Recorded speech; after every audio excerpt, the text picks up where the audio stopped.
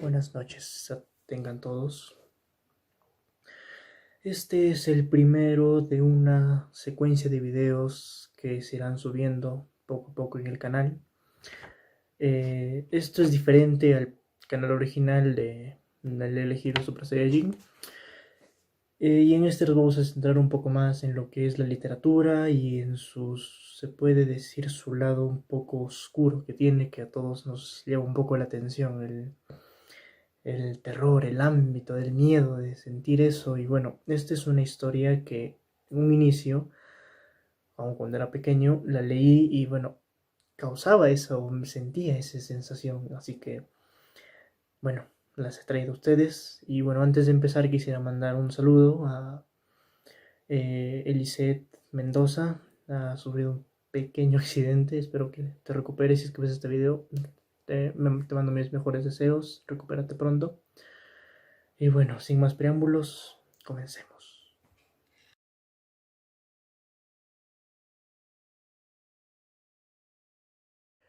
Una apuesta es una apuesta, pensó Diego mientras se cubría con una capa de hule negro que había encontrado en un baúl de su nueva casa.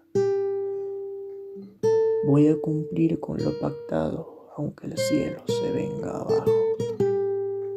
Cerró la puerta y salió. El aguacero se desplomaba con fuerza y los relámpagos iluminaban las calles desiertas. Había comenzado el invierno y el pueblo se veía desolado a esa hora de la noche. Todos estaban guarecidos en sus casas, durmiendo o conversando junto al fuego. Diego Benavides y su familia se habían mudado a Rincón poco tiempo atrás. Cuando a su padre le llegó el nombramiento como gerente del único banco de la zona, decidieron entonces habitar la casa que había pertenecido a sus bisabuelos e instalarse en el pueblo tranquilo, muy lejos de Buenos Aires, donde habían vivido desde siempre. Diego ingresó a la escuela a mitad de otoño y pese a su apariencia algo extravagante fue aceptado de inmediato. Tenía algunos tatuajes, varios aros de metal en la nariz y se peinaba con gel, formando con su pelo una cresta puntiaguda que a veces pintaba de rojo. Para Diego, mudarse a ese sitio fue comenzar una etapa de aventuras como nunca antes había tenido. Podía recorrer las calles y los suburbios, reunirse con sus nuevos amigos en el mercado de Juan y conocer lugares a los que no tenía acceso cuando vivía en la capital. El cementerio, la torre de la toma de agua, la tumba del embolsadito. Nada le daba miedo y no se cansaba de decirlo. Y por eso, seguramente, surgió lo de la apuesta. Fue el lunes de esa misma semana. El Nariz, uno de sus nuevos amigos, dijo que había un lugar al que nadie se atrevía a ir por las noches. Y Diego, envalentonado, respondió que él no le tenía miedo a nada. ¿Ni siquiera al fantasma de la acería?, preguntó el Nariz, mientras se apartaba un mechón de pelo oscuro que le caía sobre la frente, justo en el nacimiento de la prominente nariz que le había valido el sobrenombre. Sus ojos saltones parecían salirse de las órbitas cuando hablaba y un bigote apenas insinuado hacía sombra sobre su boca. «Otra vez con esa pavada», saltó Diego. «Los fantasmas no existen. Le pregunté a mi vieja sobre lo que me contaron ustedes y me dijo que son puras mentiras».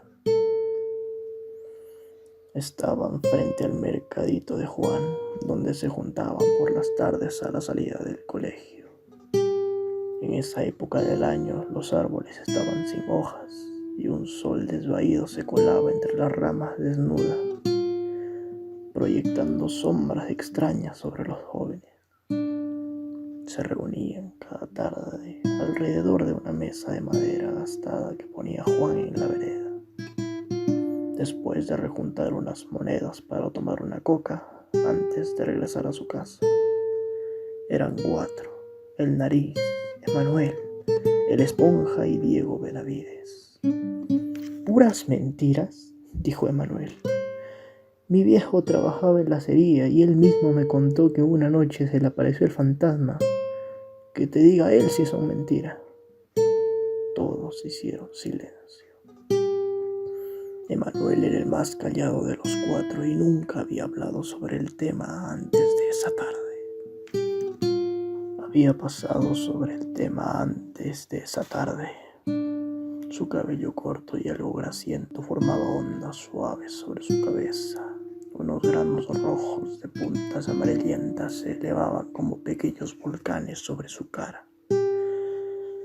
Cuando habló, su voz sonó como un violín desafinado y los agujeros de su nariz se dilataron como cuevas. Fue un viernes, dijo, porque el fantasma aparece solamente los viernes. Mi viejo y el manco Gómez, que era el sereno, estaban tomando mate al lado de la escalera cuando escucharon bien clarito las pisadas y el silbido. Y ahí nomás se oyó el ruido de los moldes que empezaron a caer del entrepiso. ¿Moldes?, preguntó Diego. Sí, dijo Emanuel. Una pila de moldes de hierro fundido, grandes y pesados, cayeron justo donde estaban ellos. Mi viejo se salvó porque alcanzó a saltar. Después subió y tiró de la soga para que sonara la sirena. Entonces no pasó nada, dijo Diego. ¿Que no pasó nada?, dijo Emanuel. Cuando llegaron los bomberos no había rastro del fantasma, pero el sereno apareció muerto debajo de los moldes de hierro. Muchos dijeron que habían sido un accidente, pero mi viejo asegura que alguien tiró de esos moldes sobre ellos. Pudo haberlos tirado cualquiera, ¿no?, dijo el esponja mientras se rascaba la cabeza y los pelos se levantaban como pequeños resortes de acero. Sí, respondió Manuel. Eso dijeron en un principio, pero no fue así. Ni los bomberos ni la policía abrieron la boca, pero mi viejo jura y recontrajura que cuando quitaron los moldes y apareció el cuerpo, el manco Gómez tenía las cuencas de los ojos vacías. Y eso no pudo haberlo hecho cualquiera. ¿Y tu viejo hizo la denuncia?, preguntó Diego. Sí, pero como el sereno no tenía familia, a nadie le importó, y todo quedó en la nada.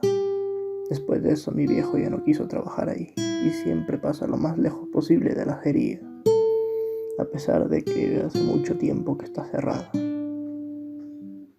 Lo de las cuencas vacías pudo haberle parecido, dijo Diego. A mí no me jodan con que fue el fantasma. No digo que tu viejo mienta, pero se habrá confundido. Además, sí pasó una sola vez. ¿Una sola vez?, dijo la esponja. ¿Por qué crees que cerraron la acería? El manco Gómez no fue el único. La vieja Dominga, la puesta de flores, asegura que en ese lugar murió mucha gente de forma rara. Ella dice que siempre parece un accidente. Mi abuela me contó que todo empezó hace una pila de años, siguió el nariz.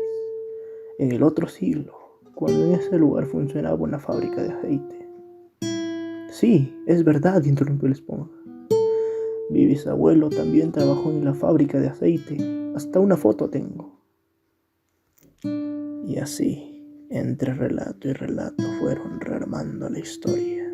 Una historia que quedó documentada en los diarios de la época. Todo comenzó con la huelga que hicieron por esos días los obreros que trabajaban en la fábrica de aceite. Pedían que reincorporaran a 10 operarios que habían sido despedidos sin causa y en la protesta derramaron litros de aceite sobre el río. Dicen que una pátina grasienta flotó durante meses sobre el agua. Hubo corridas y varios heridos.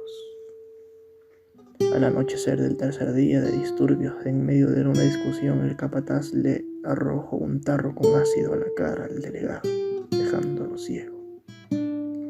Después lo golpeó con una piedra. Según se rumoreó en el pueblo, el capataz les pagó muy bien a unos obreros de su confianza para que hicieran desaparecer al delegado, y no faltó quien dijera que lo habían emparedado vivo dentro de la fábrica.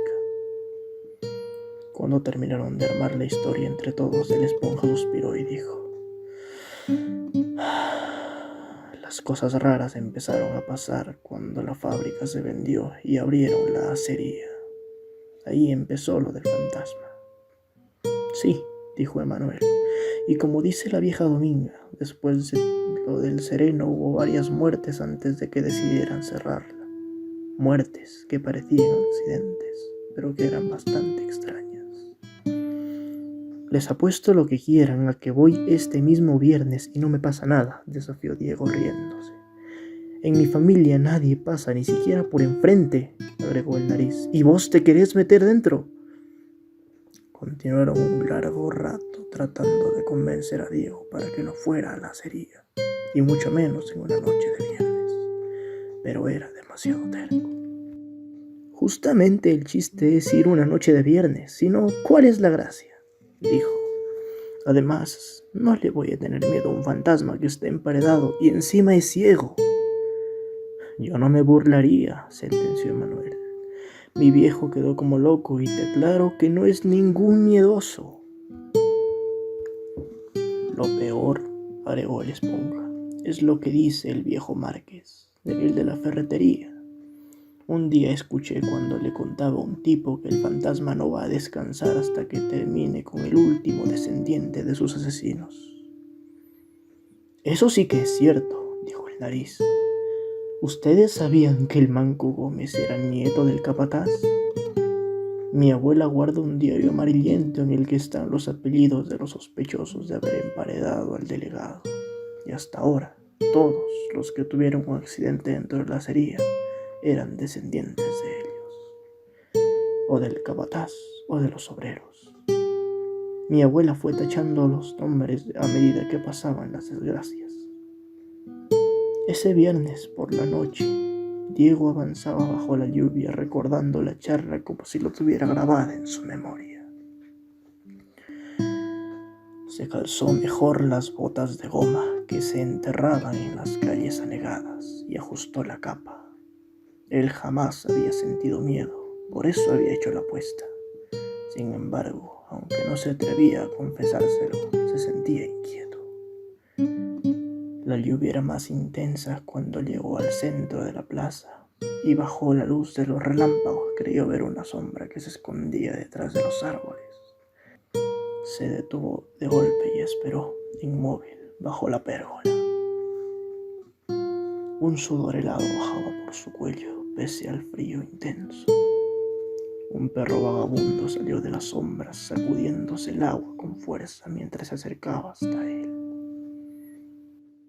Diego suspiró con alivio, lo acarició sonriendo y el perro movió la cola mientras el chico seguía su camino algo más tranquilo. Acomodó nuevamente la capa y tanteó para comprobar si la linterna que llevaba en el bolsillo de su pantalón seguía en su sitio. Mientras avanzaba podía distinguir la llamita temblorosa de alguna vela detrás de las ventanas. Las luces estaban cortadas, como ocurría cada vez que había tormenta. También las de la calle, pero los relámpagos le daban toda la luz que necesitaba. Faltaba un cuarto de hora para la medianoche cuando Diego llegó a las afueras del pueblo. Hundía sus pies en el barro que iba haciéndose más espeso a medida que caminaba por el terraplén. De pronto cayó un rayo haciendo tanto ruido que le provocó un estremecimiento. Por un instante pensó si no sería mejor dejar su visita a la fábrica para otra noche. Tal vez para el viernes siguiente, cuando no hubiera tormenta. Pero después imaginó la risa y las carcajadas de sus amigos. No iba a darles el gusto. Apretó los labios y se puso a caminar más rápido. Por fin llegó a la acería. Levantó la mirada y contempló la vieja fábrica. Bajo la lluvia y el resplandor de los relámpagos, le pareció mucho más siniestra de lo que recordaba. Se veía como una mole ruinosa de ladrillos desnudos, rodeada de malezas que se movían como sombras. El altísimo techo de chapas crujía con el viento que soplaba con mayor fuerza por la cercanía del río. corrió a refugiarse bajo el alero de ingreso y en ese momento le pareció escuchar unos pasos detrás de él. Giró la cabeza lentamente y vio al perro vagabundo empapado que se acercaba bajo el aguacero con las orejas gachas. La lluvia caía cada vez con más furia y el viento helado precipitó su decisión. Entraría para terminar cuanto antes con la parte más difícil de la apuesta. Sacó la linterna y alumbró el portón de acceso. Estaba cerrado con un alambre y no le costó demasiado quitarlo.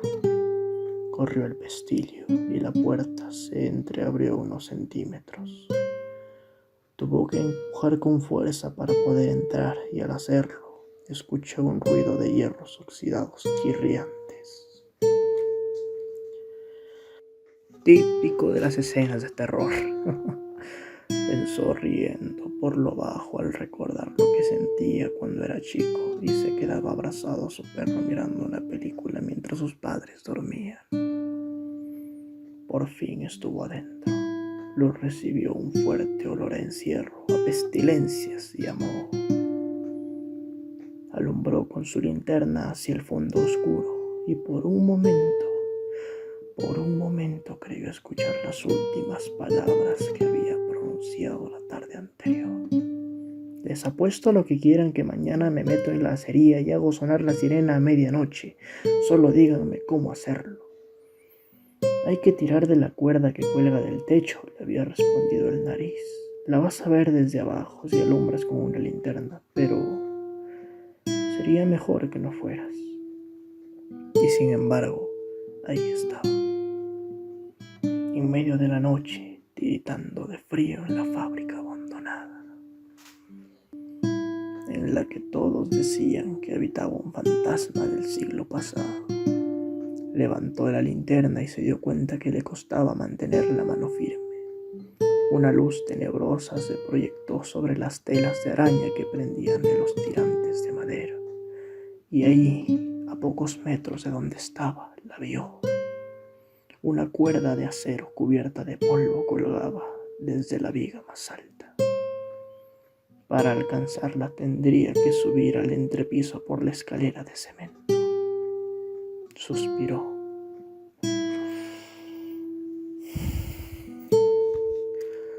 Cuando se acercó al primer peldaño escuchó un chillido penetrante y sintió que algo tibio, escurridizo, se introducía en una de sus botas. Se la quitó dando un alarido y cuando alumbró nuevamente vio que cientos de ratas se deslizaban por el piso cubriéndolo casi por completo. Una enorme, como un gato, se acercó y pareció contemplarlo desafiante durante unos segundos.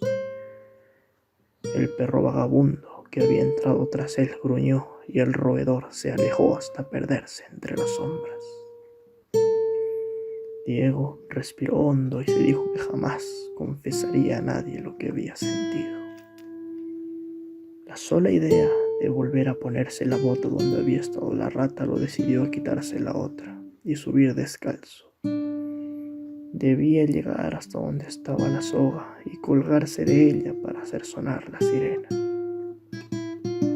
Después saldría corriendo hacia su casa más rápido de lo que había visto correr a ese bicho repugnante. Levantó la linterna y comenzó a subir por los escalones fríos y cubiertos de inmundicia. Podía sentir las espesas telarañas adhiriéndose a sus piernas, la basura pegajosa bajo sus pisadas y el agua helada que caía desde las goteras humedeciendo sus pies descalzos. Faltaban pocos peldaños para llegar a la parte más alta cuando de repente vio dos ojos rojos, luminosos, en el rincón más oscuro del entrepiso. Entonces escuchó el silbido. Creyó que el corazón iba a escapársele por la boca. Un rayo cayó tan cerca que las paredes vibraron como si fueran a desplomarse. Sus piernas parecían de arena. cuando subió los últimos escalones. Por fin la cuerda estuvo a su alcance. Diego imaginó a sus amigos asomándose por las ventanas al escuchar la sirena. Se vio a sí mismo victorioso a la tarde siguiente mientras palmeaban su espalda. Al estirar sus dedos, la linterna se le escapó de la mano y rodó por la escalera. Cuando tocó el piso se apagó de golpe. El gruñido del perro se confundió con el chillido de las ratas al desbandarse. Los relámpagos cesaron de pronto y Diego quedó sumido en la más completa oscuridad. Sabía que estaba a pocos centímetros de la cuerda, pero también intuyó una presencia cercana, demasiado cercana tal vez. A lo lejos se escucharon las primeras campanadas del reloj de la plaza, anunciando que ya era medianoche. Diego se estiró y al sentir en su mano la soga la agitó con fuerza. El sonido de la sirena se desparramó por todo el pueblo, como si el más feroz de los incendios se hubiera desatado. Pero en el mismo instante en que tiró de la cuerda, se desprendió la viga a la que estaba sujeta y el techo se desplomó con un estruendo de chapas. Maderas sobre las enclencas. Pero en el mismo instante en que tiró de la cuerda, se desprendió la viga a la que estaba sujeta y el techo se desplomó con un estruendo de chapas y maderas sobre los enclenques, paredes de ladrillos. A la mañana siguiente, cuando los bomberos terminaron de quitar los escombros, encontraron el cuerpo de Diego. No faltó quien dijera que las cuencas de sus ojos estaban vacías. Un tiempo después, el Nariz encontró el viejo periódico que guardaba su abuela y lo llevó para que lo vieran sus amigos al mercado de Juan, donde seguían reuniéndose por las tardes. Al leer en aquel papel amarillento los apellidos de los obreros sospechosos de haber emparedado vivo al delegado, descubrieron que Benavides era uno de ellos. Y también vieron que aún quedaban 2 apellidos sin tachar.